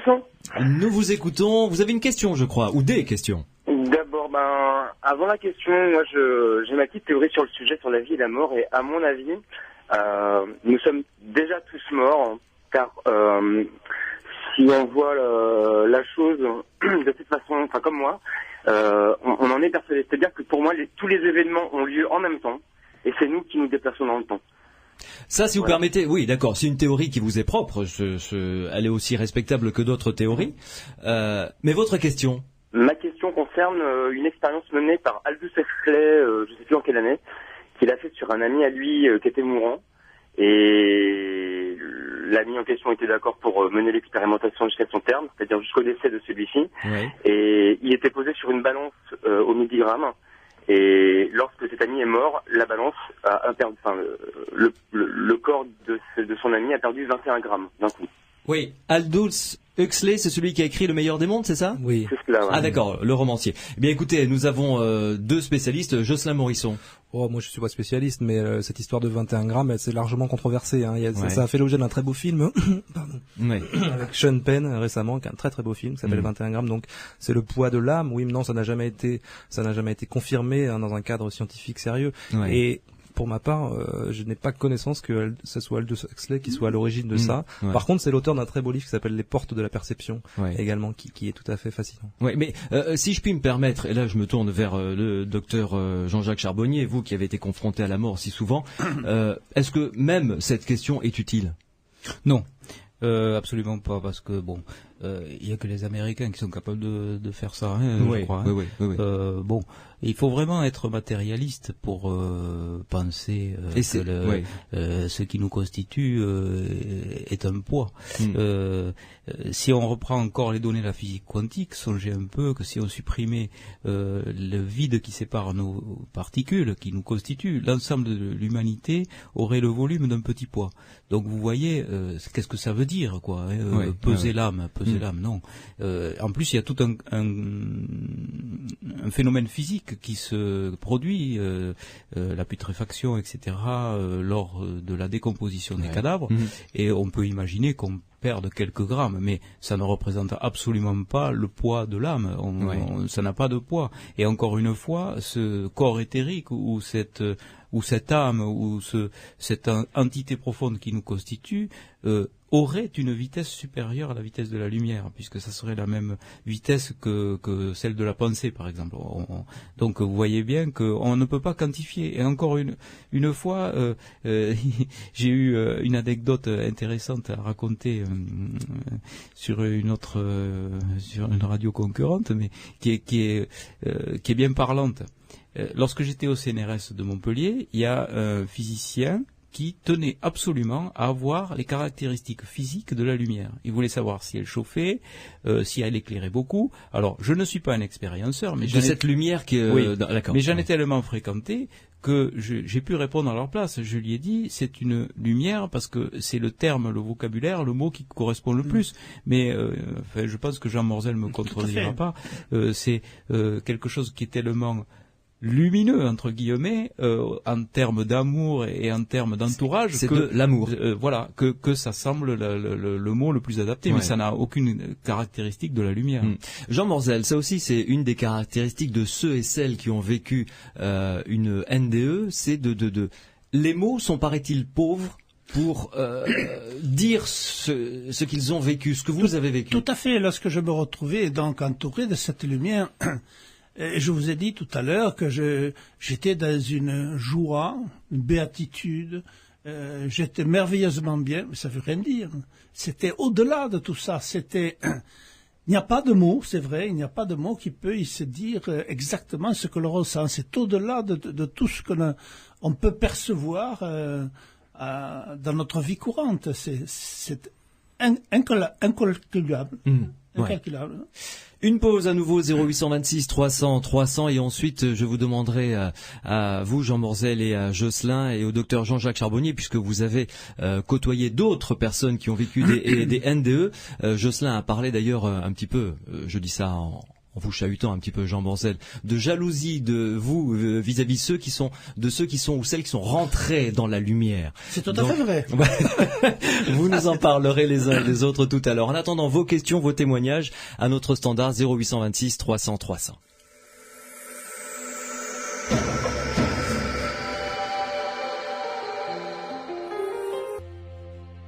Kelly Clarkson, Because of You sur Sud Radio dans Les Aventuriers de l'étrange jusqu'à minuit en compagnie de Jean Morzel qui est notre témoin invité ce soir. Il a vécu une NDE en 1949. Autour de cette table également Jocelyn Morisson qui est journaliste scientifique et puis le docteur Jean-Jacques Charbonnier qui est anesthésiste réanimateur. Nous avons discuté évidemment, vous vous en doutez, pendant que vous écoutez la musique sur notre antenne, nous étions en plein débat et je vous disais pensez, Jean Morzel, que on pouvait peut-être rapprocher cet état de béatitude vécu par ceux et celles comme vous qui ont vécu une expérience de mort imminente à ce que décrivent les saints des religions en disant, enfin, cette lumière dans laquelle ils sont plongés, cet amour infini, comme une espèce de béatitude complète, d'illumination. Voilà, je cherchais le mot. Oui, pourquoi pas? Pourquoi pas? Chacun a une perception de la chose d'une manière particulière. Moi, je rapproche dans les Saintes Écritures l'histoire de Saint Paul. Il a été foudroyé par une lumière, hein, et puis il a changé totalement de vie. Ça se rapproche un peu de ça. Ça se rapproche, hein. Ouais. La seule chose que nous, on n'a pas été aveugles pendant 3 jours. Hein. Parce que lui, il a été aveugle pendant 3 jours. Alors, parlez-moi, on va y revenir de ça, mais parlez-moi d'abord de ce entre guillemets sentiment d'envie que vous avez vis-à-vis de ceux et celles qui ont baigné dans la lumière. Quand quelqu'un qui a vécu une NDE rencontre quelqu'un qui a vécu une NDE, de quoi parle-t-il? il ne peut parler que de NDE. Ça, c'est certain. Ouais. Et puis, si vous saviez, comme je vous l'ai dit tout à l'heure, j'ai été, comment dirais-je, seul pendant 40 ans. Je n'en ai pas parlé pendant 40 ans. Je pense que ce qui caractérise les gens qui ont vécu une NDE au départ, c'est leur solitude. On est tout seul à avoir vécu ça. Alors pourquoi est-ce qu'on l'a vécu? On y croit, on l'a vu, mais personne n'en parle. On se sent comme, tout à fait comme un pestiféré. Et à partir du moment où on se réunit, ça va beaucoup mieux. Et alors chacun a besoin d'en parler, parce qu'on est étouffé par ça. Hein. On a vécu quelque chose d'énorme et on ne peut pas en parler. Donc, si vous voulez, on essaye de se réunir comme avec Jocelyn ou avec d'autres personnes. On a créé des petits groupes de gens chez qui on se réunissait. En général, c'était toujours chez moi d'ailleurs. Et disons que ce groupe de gens échangeait leur vécu. Et c'est là où je me suis rendu compte qu'il y en avait qui étaient entrés en lumière, qui avaient vu des entités, qui avaient vu des parents, qui avaient vu des parents décédés, certains, oui. Ah oui. Certains ont même, m'a-t-on dit, eu le choix, soit de rester ou de repartir. Tout à fait, je présume que oui. Je ne peux parler que de ce que je sais, de ce que je connais. Oui. Je ne dis uniquement que des choses dont je suis sûr, si vous voulez. Mais par exemple, je connais des gens à qui une entité est venue lui dire « il faut que tu rentres, ce n'est pas ton heure, retourne ». Et la personne est retournée. Et d'ailleurs, c'est une de mes amies qui habite Pibrac et qui a eu une NDE comme ça, suite à un accident de voiture, qui pendant 15 ans subissait un traitement pour avoir un enfant qu'elle n'arrivait pas à en avoir, et suite à son NDE, je ne dis pas que le Seigneur y est pour quelque chose, mais suite à son NDE, elle a été enceinte. Oui. Chose qu'elle n'avait jamais eu la possibilité d'avoir. Remarquez, ça peut peut-être aussi s'expliquer par un facteur d'émotion psychologique très fort, qui a une incidence sur sa physiologie. Je suis en face d'un médecin, mais je ne sais pas. Ça, c'est possible, on va dire. Ça reste dans le domaine du possible. Mais alors, que ressentent-ils ceux qui sont entrés dans cette lumière? Je pense qu'ils ont la même chose que moi, une foi débordante, une joie instantanée, inouïe. Car, si vous voulez, votre vie change, votre vie bascule. Elle est maintenant, si vous voulez, on est heureux de vivre. On a vécu quelque chose de terrible, d'extraordinaire. On a failli mourir. On a vécu la mort de près. On n'est pas passé de l'autre côté. Certains le regrettent. Moi, il y a des jours où je le regrette, mais enfin, maintenant, sur la fin de ma vie, parce que je suis proche de la mort, si vous voulez, hein. Ça ne me gêne pas de dire que ça ne me ferait rien de passer de l'autre côté, malgré que j'ai encore beaucoup à donner. Ouais. Parce que ce n'est pas pour rien qu'on a une NDE. Ce n'est pas pour rien. On a quelque chose à en faire. Et pendant toute ma vie, je me suis demandé pourquoi ça m'était arrivé à moi. Et alors maintenant, je sais que j'écris des livres, je passe à la télévision, il m'arrive même de passer à Sud Radio. Non. Si, je vous assure, je passe à Sud Radio. Et alors, vous voyez, c'est fabuleux, c'est merveilleux. Et les gens qui m'écoutent ont peut-être un petit sourire maintenant, mais il faut qu'ils sachent que ils vont vers la mort, mais ce n'est pas, c'est catastrophique pour eux, peut-être, mais il y a autre chose après. il faut croire dans cette vie future qui nous attend. Ouais.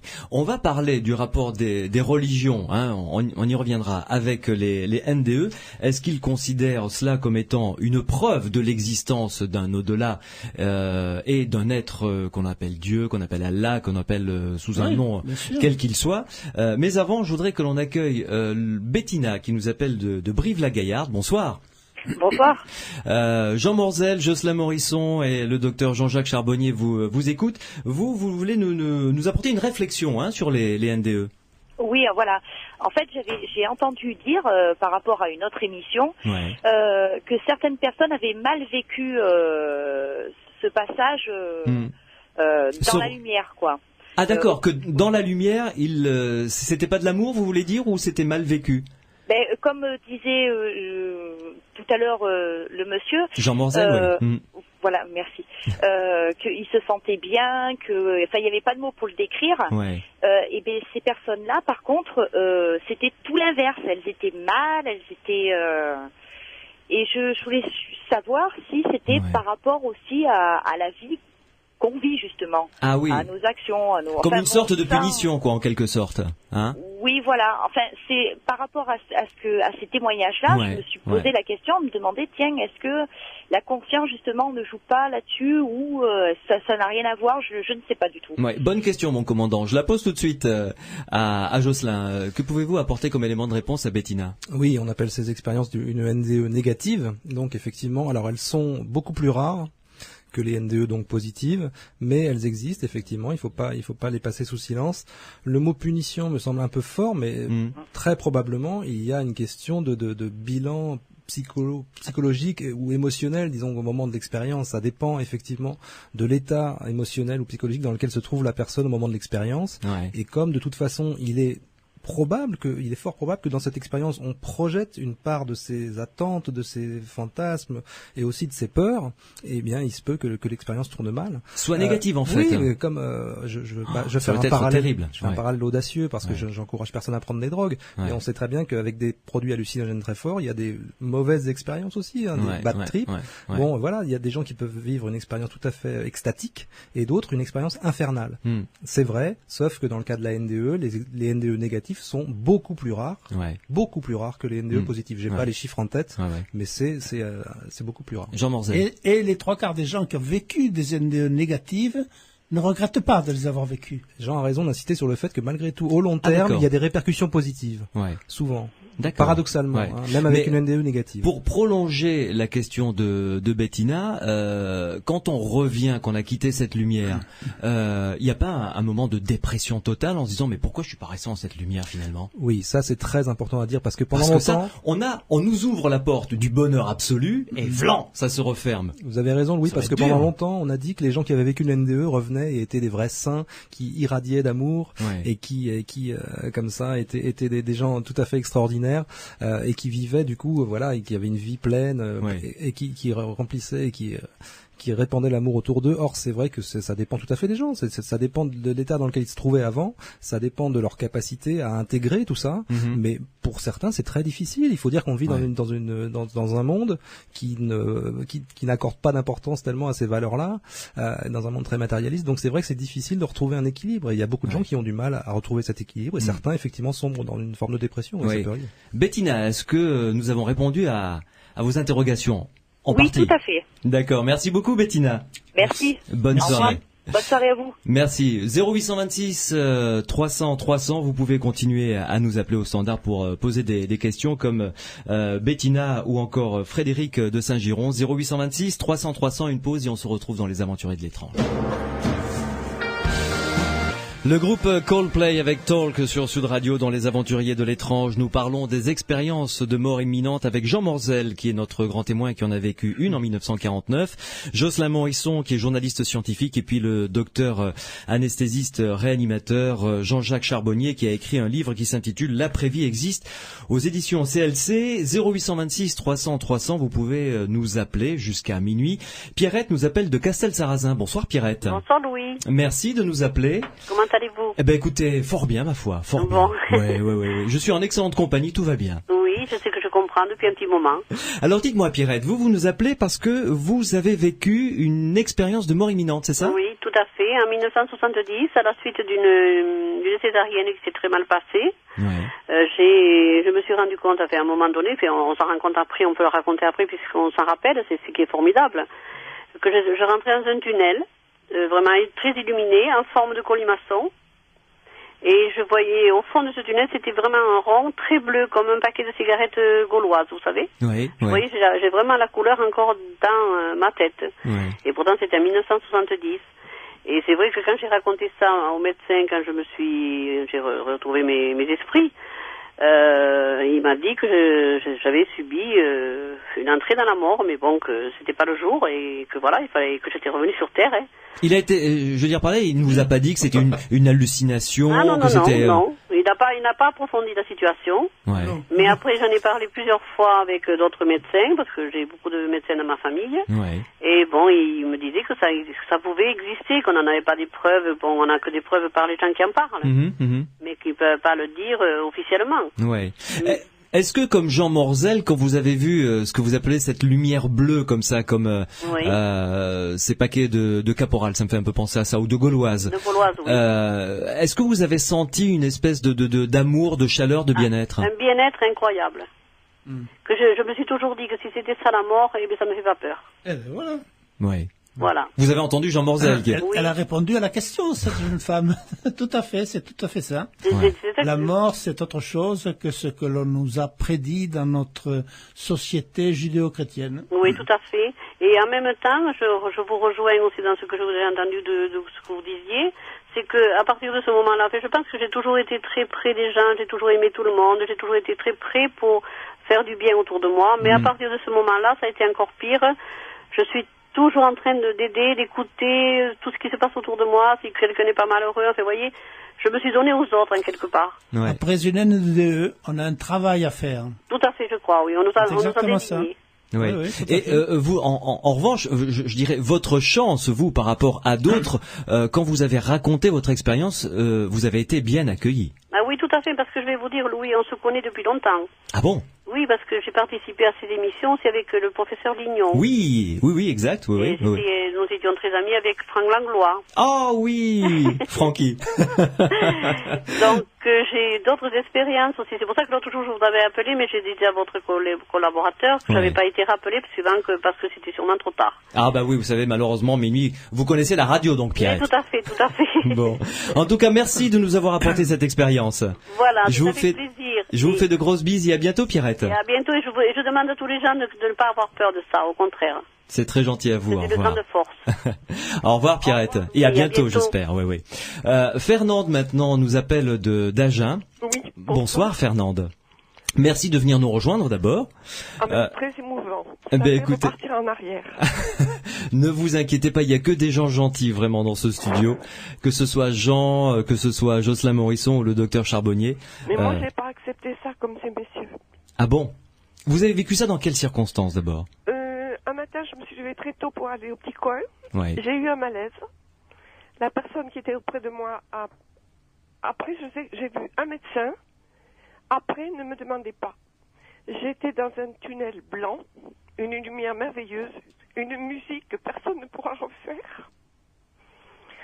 Et j'ai fait surface à Bordeaux 3 jours après avec une pile au cœur.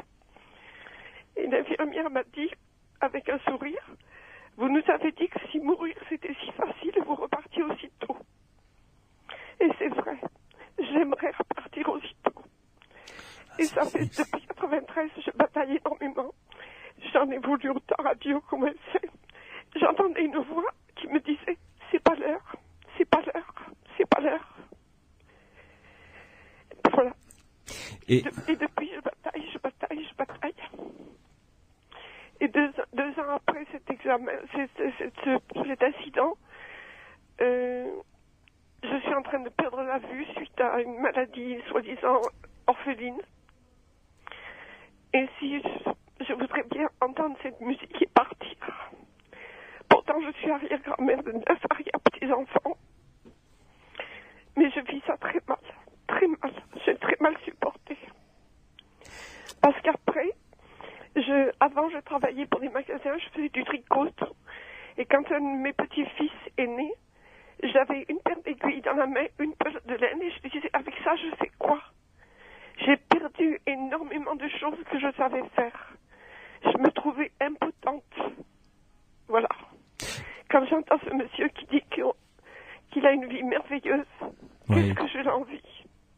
Mais vous pouvez peut-être l'avoir, peut-être Fernande, parce que vous avez peut-être perdu beaucoup de choses, mais vous en avez gagné peut-être aussi beaucoup? Peut-être? Je ne sais pas. Je me suis sentie rejetée par une partie de la famille parce que personne ne voulait croire. Ah. Pour eux, c'était impossible, c'était pas possible. Fernande? Oui. Vous m'entendez? Oui, je vous entends. Pardonnez-moi, mais est-ce que dans votre expérience telle que vous la décrivez, vous avez vécu, semble-t-il, quelque chose d'extraordinaire, un petit peu comme Jean Morzel? Et c'est après le fait d'être revenu finalement à la réalité, un petit peu dur pour vous, qui vous fait regretter cet état. En fait. Ah oui, parce c'est que ça. Je suis dans un état de santé lamentable. Là, l'année dernière, j'ai gardé la pile 11 ans et on me l'a changée. Et je ne vais pas bien, ni dans ma tête, je suis toujours en déprime. Oui, mais je crois pas, enfin, si vous me permettez, je pense pas que ça soit imputable à votre NDE, parce qu'au contraire, la NDE fait accepter la vie avec beaucoup de joie. Si tu veux accepter la vie, si tu veux aimer la vie, il faut accepter la mort, disent les Tibétains. Et je crois que cette philosophie-là, il faut l'avoir. Et ce n'est pas quelque chose à rechercher, ce n'est pas le nirvana, la NDE. Là aussi, il faudrait peut-être insister là-dessus pour nos auditeurs, leur dire qu'il ne faut pas rechercher ces moments-là par des méthodes artificielles. Il circule notamment une drogue dans les rêves parties qui s'appelle le Mr. K ou le Kit Kat, ou donc c'est la kétamine en fait, qui est une drogue anesthésique qui fait des sorties de corps, mais c'est très dangereux. On peut mourir de ça. Il y a d'autres méthodes comme le jeu de l'étau magique qui consiste à comprimer violemment le thorax pour empêcher le retour veineux, et ça provoque des hypoxies cérébrales et des sorties de corps aussi, mais à quel prix? On peut rester infirme. Il y a aussi le jeu du foulard, ce fameux jeu du foulard qui a fait énormément de dégâts chez les enfants. Mais voilà. Revenons à ce que disait Fernande. Jean, que pouvez-vous dire, vous qui avez vécu la même chose que ce qu'elle a vécu elle, pour essayer de lui donner de l'espoir? Ah ben l'espoir, elle l'aura totalement le jour où elle va partir, c'est vrai. Mais ce que dit cette dame, c'est qu'elle vit mal. Elle est malade, elle est fatiguée, elle est rejetée. On ne peut pas avoir une vie aussi catastrophique que d'elle. Mais vous avez un an de plus que moi, madame. Un an de moins que moi, vous voyez, je suis un vieillard complet. Mais au demeurant, si vous voulez, il faut savoir que les efforts que vous faites, les souffrances que vous endurez ne sont pas inutiles. Je pense que le jour où vous passerez de l'autre côté, comme moi, comme nous autres, bientôt, ou on ne sait pas quand, vous serez récompensé de ce que vous faites en ce moment. La seule chose que je voudrais vous dire, priez, madame. Priez. C'est la seule chose, le seul conseil que je puisse vous donner. Mais peu importe les religions, peu importe priez, pensez que vous n'êtes pas seul, qu'il y a des aides autour de vous. Si vous les sollicitez, elles viendront. Moi, je peux rajouter quelque chose, si vous permettez. Docteur, juste 30 secondes.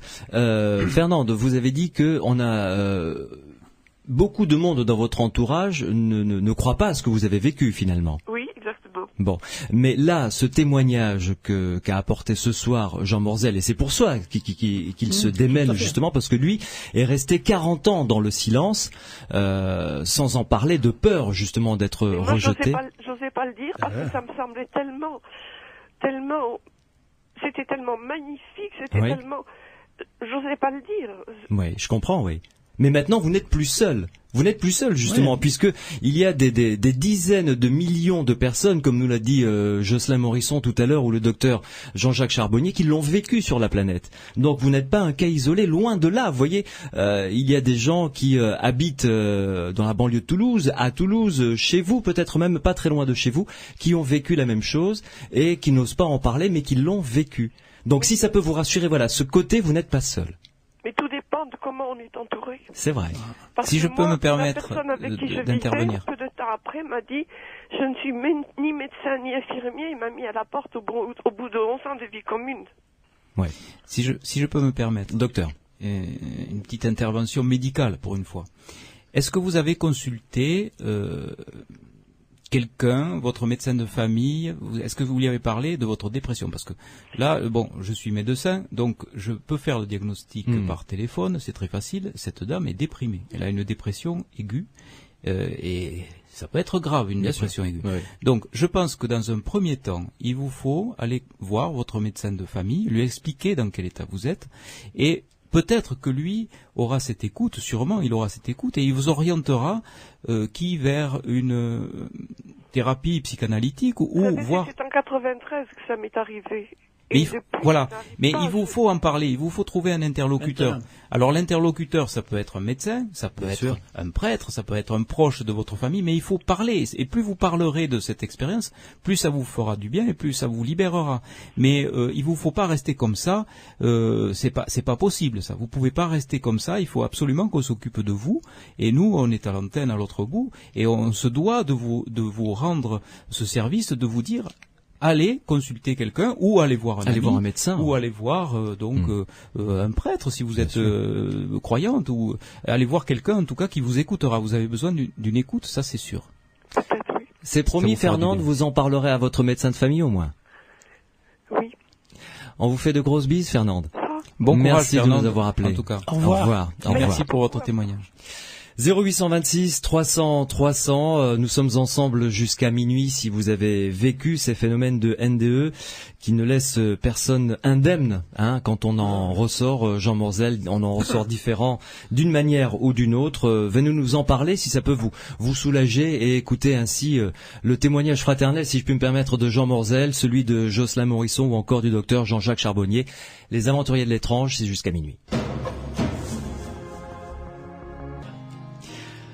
Madonna sur Sud Radio dans Les Aventuriers de l'étrange, The Power of Goodbye, le pouvoir de l'au revoir. Nous sommes en compagnie de Jean Morzel qui a vécu une expérience de mort imminente en 49. Il est avec nous jusqu'à minuit. Jocelyn Morisson est journaliste scientifique, un des organisateurs d'un colloque international qui va se dérouler à Martigues dans les Bouches-du-Rhône. Ce sera le 17 juin prochain et en compagnie également du docteur anesthésiste réanimateur Jean-Jacques Charbonnier qui vient de publier ce livre L'après-vie existe aux éditions CLC, plutôt CLC éditions, L'après-vie existe. Et d'ailleurs en septembre, je signale en avance, L'envolée vers l'infini, le titre qu'auront coécrit Jean Morzel et Jocelyn Morisson, toujours chez le même éditeur. Avant d'en arriver à la conclusion, j'aimerais que l'on revienne sur un sujet concernant les religions. Comment voient-elles d'un bon œil, d'un mauvais œil, ces NDE, Jocelyn Morisson? Eh bien, les religions sont plutôt mitigées, disons. En tout cas, pour ce qui est des religions du livre, notamment les religions chrétiennes, en fait, vous savez qu'elles jugent l'arbre à ses fruits, comme elles disent elles-mêmes. Donc, si la personne qui fait une NDE se tourne vers la religion, ils vont dire oui, c'était une vraie expérience mystique. Si la personne ne se tourne pas vers la religion, ils vont dire non, c'était une hallucination. Donc, vous voyez, les religions sont pas objectives sur le sujet. Et en général, elles sont très méfiantes et beaucoup de porte-parole de ces religions-là disent qu'ils y voient plutôt en fait l'œuvre du diable, qui détourne la foi véritable. Oui, c'est-à-dire le diable nous trompe avec des subterfuges, avec des trucs, il nous envoie sur les mauvaises pistes. Et voilà. Et donc les grandes religions sont plutôt comme ça. Quant au bouddhisme, lui, on sait qu'il y a beaucoup de parenté en fait entre l'expérience de mort imminente et le livre des morts tibétain, par exemple. Mais pour autant, le bouddhisme met en garde aussi contre les projections du mental, contre les projections de l'ego, qui sont aussi quelque part une première étape qu'on peut retrouver dans le processus de la mort et qui s'apparenterait au NDE. Et eux, les bouddhistes tibétains encouragent à voir au-delà des apparences, au-delà des formes, au-delà des concepts, au-delà des mots, au-delà de tout ça. Eux vont vers ce qu'ils appellent la claire lumière. Donc on retrouve le concept de lumière, justement. Oui, tout à fait. Mais ils encouragent à aller au-delà de ça. Ils ne recherchent pas l'expérience de sortie du corps, par exemple. Pour l'expérience. Nous avons une dernière question rapidement. Sébastien qui nous appelle. Bonsoir Sébastien. Ah, nous ne l'avons pas encore. Ah d'accord, on va la voir dans quelques minutes. Il nous reste encore 5-6 minutes pour conclure.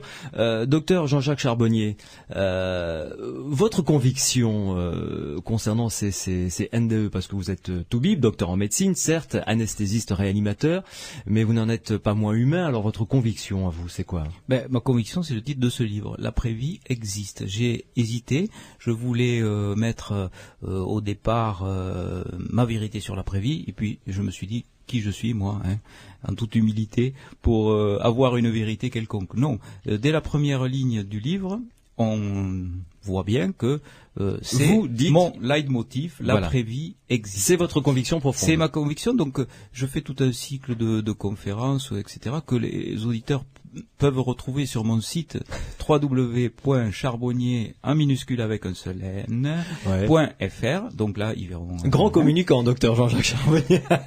Et puis aussi, je voulais rendre hommage à Sonia Barkala, à Jocelyn Morrison. Sonia Barkala, qui est une femme incroyable, d'une énergie et d'une puissance telle que, malgré son jeune âge, elle est arrivée à faire ce qu'elle va faire. Ce colloque international à Martigues. International à Martigues, on va rapidement peut-être. On va en parler justement à la fin. Mais d'abord, on a retrouvé Sébastien. Sébastien, bonsoir. Bonsoir. Allez-y, posez-nous votre question. Oui. En fait, je tiens d'abord à vous dire que j'ai beaucoup apprécié votre émission en découvrant par la même occasion Sud Radio. Et j'avais une question par rapport notamment à tous les témoignages des intervenants précédents. Et une question qui se rapporte à un point de vue de scientifique exposé sur une radio concurrente qui supposerait qu'il ne peut y avoir de pensée sans substrat, ou en tout cas qu'il ne peut y avoir de pensée sans matière vivante pour la soutenir. Sans matière organique, vous voulez dire? Oui, organique pour la soutenir. Et donc ma question était de savoir que, bon, effectivement, on peut supposer être encore dans un certain état de conscience tant qu'on est encore en vie, ou en tout cas partiellement en vie, mais pour autant, est-on certain que cette pensée ou que cet esprit ou que cette âme puisse subsister une fois que la mort malheureusement est bien là? Ça, c'est la grande question, Jocelyn. On est certain absolument de rien. Là, je le redis, depuis le début de l'émission, on est certain de rien, on a des preuves de rien.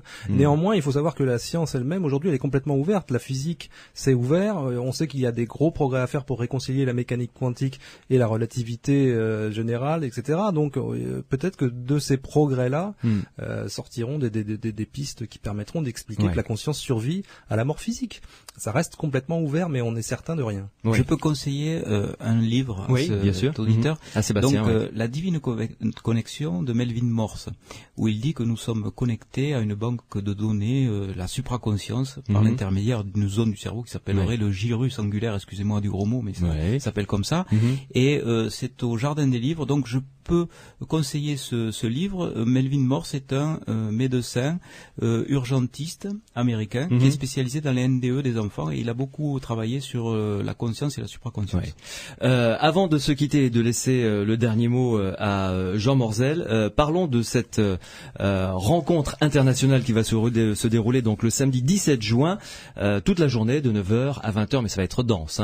Tout à fait, il y a beaucoup de monde. C'est à Martigues, dans les Bouches-du-Rhône. Voilà, donc je veux signaler qu'il y a un numéro de téléphone, parce qu'il reste encore des places bien sûr pour réserver. Donc le numéro de téléphone auquel vous pouvez vous adresser, c'est le 04 42 74 13 16. 04 42 74 13 16. Est-ce qu'il y a un site internet? Absolument, donc un site internet www.nde30ans, donc 30 en chiffres, 30ans.com. NDE 30 ans en un seul mot, NDE30ans.com, voilà. Et là, on a tous les renseignements, y compris le téléphone que je redonne, 04 42 74 13 16. Mais on aura l'occasion d'en reparler, puisque une semaine avant, vous nous ferez le plaisir de revenir pour rediscuter en tout cas de ce phénomène. Jean Morzel, je me tourne vers vous pour la conclusion. D'abord, encore merci d'être venu à une heure aussi tardive, nous apporter votre témoignage. Si je vous disais que je ne parle jamais de mon NDE, je n'en parle jamais, mais je reconnais qu'une fois que je suis lancé, je suis intarissable. Il faut m'abattre pour que je puisse m'arrêter. On s'en garderait bien. Non, mais il n'empêche que, si vous voulez, la chose qui est extraordinaire dans une NDE, c'est que ça vous marque à vie. Et pourtant, presque toutes les gens qui ont vécu une NDE, c'est par un traumatisme, un accident, une chute, enfin...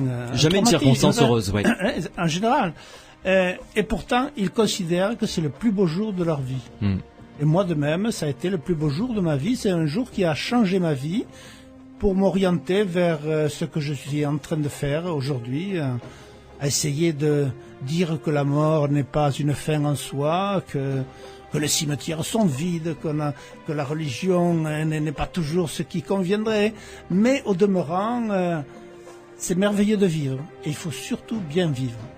Merci beaucoup Jean Morzel, merci encore d'être venu. Merci Jocelyn Morisson, à très bientôt. Merci docteur Jean-Jacques Charbonnier. Merci de votre accueil. À bientôt, c'est avec plaisir. Les aventuriers de l'étrange, évidemment, vont se terminer. Vous allez avoir de la musique, de la très bonne musique sur Sud Radio jusqu'à demain matin où vous retrouverez Pierre Guillet pour les matinales en compagnie d'Édouard Garzaro. Quant à moi, je vous donne rendez-vous demain soir, donc dimanche de 22h à minuit, avec un superbe programme. Nous parlerons des sources miraculeuses avec un invité, un auteur qui a écrit de très jolis livres sur ce sujet dans notre grand sud-ouest. Il s'appelle Olivier de Marliave. Il a écrit 2 beaux bouquins sur les sources miraculeuses dans les Landes, dans la Gascogne et dans le Pays Basque. Et il vient de publier d'ailleurs un dictionnaire intéressant, le dictionnaire de la sorcellerie dans les Pyrénées. Mais ça, on en parlera un peu plus tard. Donc ça, c'est pour la première heure. Et la deuxième heure, ne ratez pas ce rendez-vous. Christian Jacques sera avec nous. Il vient de publier le 3e tome d'une série de romans sur Mozart, qui était franc-maçon, initié aux grands mystères égyptiens. Ça nous promet 1 heure de conversation avec Christian Jacques qui sera passionnante. 22h, minuit, demain, dimanche, ne ratez pas ce rendez-vous. Et si vous voulez nous laisser un message, notre standard est à votre disposition, notre boîte vocale ne dort jamais. 0826 300 300, bonne soirée, bonne nuit et à demain.